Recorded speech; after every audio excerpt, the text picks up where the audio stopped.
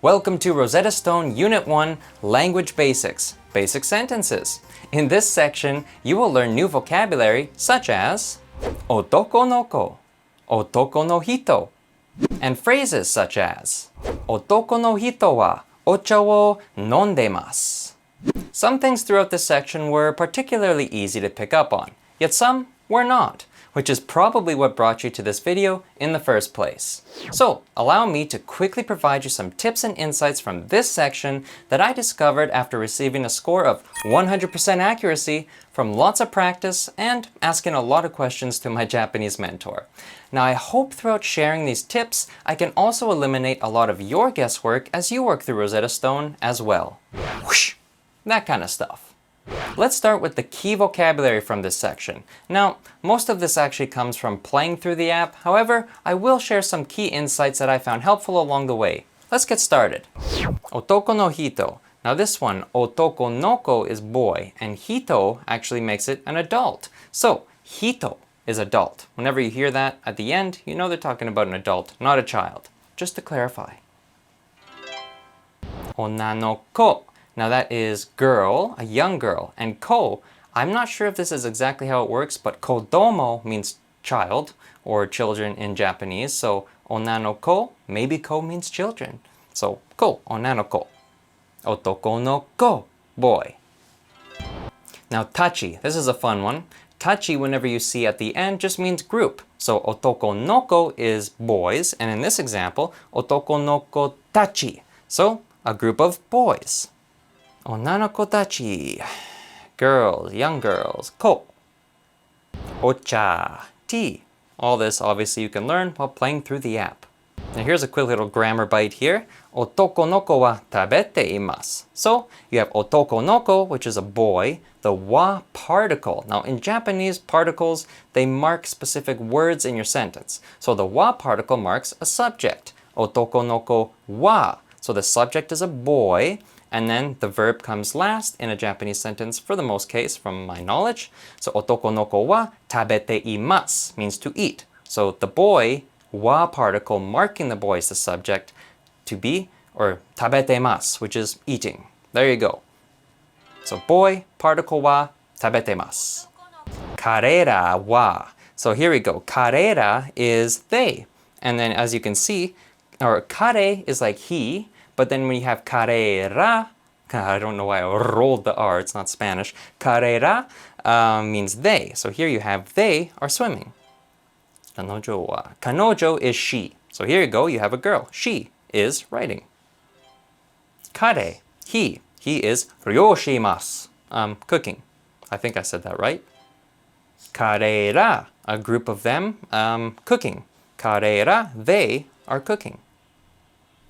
Kanojo, she. She is reading. Kare, he. That can be for a young boy or an adult. Kare, he, right? Pretty generic. I hope all that vocabulary got you nice and warmed up, as here comes the fun part, grammar. Let's get started, shall we? Now keep in mind, I'm no scientist here. I'm still learning just like you, but I will do my best to be as clear as possible with my explanations as I go. Here we go. Okay, now this is a perfect way to explain the particles. We have colors. Anyways, here we go. So, otoko no hito, which is our main subject, man, right there, and then it's marked with the wa particle. And now the wa particle marks a subject of the sentence. So, otoko no hito wa, so now we know the man is the subject. And then we have our object marked by the blue particle wo in this case. So, and he is, what is this? Otoko no hito hon wo. And then this is yondemasu, to be reading.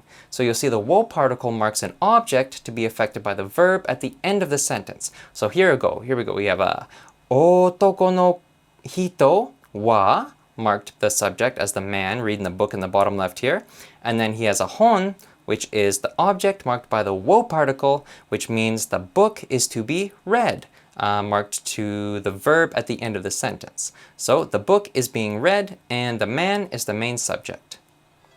I probably could have explained that simpler, but that's just how it happened. So here we go. Kare wa hashite imasu. So here you see the wa particle again. So you have kare meaning he, and then wa marks he as the subject of the sentence.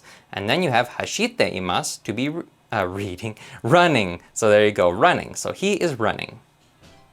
Now here we have subject, object, verb again. So you have the subject is onna no ko, which is girl, young girl, marked with the wa particle. Now the object here is juice, which is juice, pretty straightforward, marked with the wo particle to be affected by the verb at the end of the sentence. So now juice is marked with wo. Now we know that juice is to be nondemasu, drank.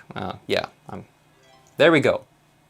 So here we're filling in some particles. So here we have the subject, kanojo, asking for a particle. What particle marks a subject? Wa.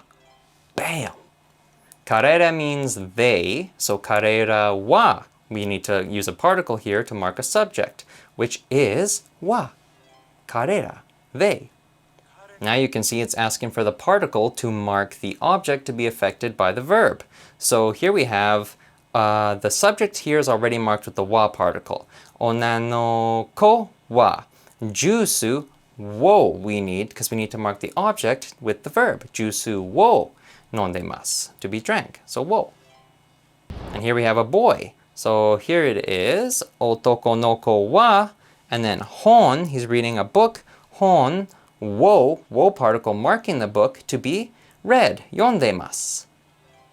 Now here we have a group of boys, so let's look for tachi. Otoko no ko tachi, right? So where do we see that? Otoko no ko tachi. Wa particle marking the group of boys as the subject. Hon as the book. Forgive me, this is not English lettering. Hon wo is marking the object book to be read. Yondemasu. So now all our particles are there, we just need to fill in the subjects. So before wa becomes the subject. So let's look for otoko no hito, man. Now this one here is otoko no tachi. So let's look for tachi because it's a group of otoko no hito tachis. So otoko no hitos, group of men, and tachi. Just a single girl here.